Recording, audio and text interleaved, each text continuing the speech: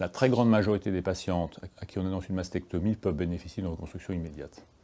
Il y a quelques cas où c'est contre-indiqué, c'est les cancers inflammatoires. Et puis pour certains cas, on voit d'emblée que ça va être facile. Et pour d'autres cas, on sait que ça va être plus compliqué. Donc une reconstruction mammaire immédiate, c'est pas toujours facile à organiser, mais c'est quasiment possible pour toutes les patientes. Le fait de savoir que la patiente va avoir de façon formelle une radiothérapie après sa mastectomie ne contre-indique pas du tout la reconstruction immédiate, notamment par prothèse. Parce que l'on sait que cette reconstruction mammaire immédiate par prothèse va permettre de garder la peau et l'enveloppe cutanée, et que l'on sait que la dégradation du résultat plastique due à la radiothérapie de cette reconstruction par prothèse sera probable, mais dans des proportions que l'on a du mal à connaître. Quelquefois, il y a un très faible effet de la radiothérapie sur l'aspect esthétique de la reconstruction par prothèse. Quelquefois, c'est plus net avec une coque. Mais dans tous les cas, on aura gardé l'étui cutané et ça facilitera un deuxième temps de reconstruction mammaire.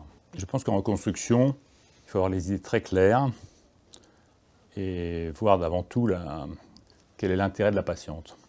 Donc, bien sûr, il faut interroger la patiente, mais il faut tenir compte de son métier, de sa volonté, de son âge.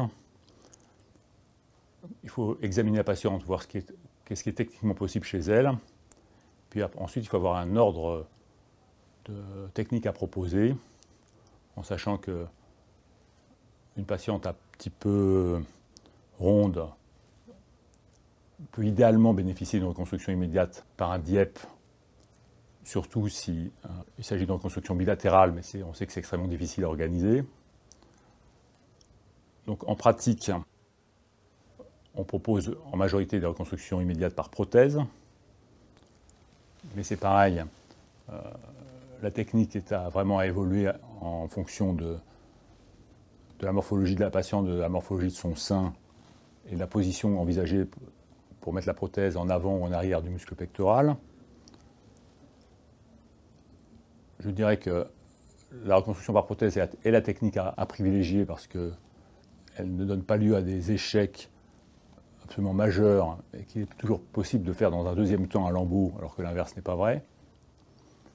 Enfin, concernant les reconstructions par le grand dorsal, je pense que c'est une technique à réserver quand la reconstruction par l'abdomen, enfin le DIEP, est impossible, ou si la reconstruction par prothèse va donner à l'évidence un mauvais résultat plastique.